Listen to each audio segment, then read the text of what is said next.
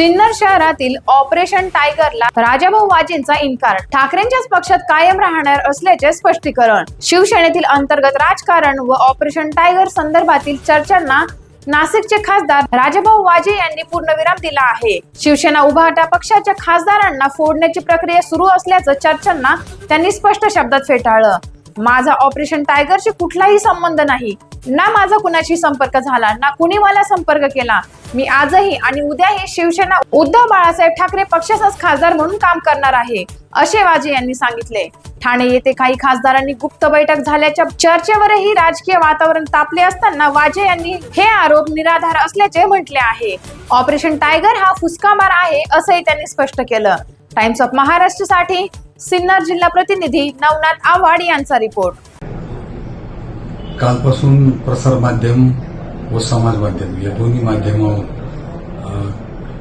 काही ऑपरेशन टायगरच्या संदर्भात चर्चा चालू आहे आणि खूप चर्चा होत आहे असं लक्षात येते। मी फक्त या निवेदनाद्वारे एवढंच सांगू इच्छितो की माझ्याशी कुणाचाही संपर्क झालेला नाही, मी कुणाच्या संपर्कात नाही आणि मी आजही आणि उद्याही उद्धव बाळासाहेब ठाकरे या पक्षाचा खासदार म्हणून काम करत आहे।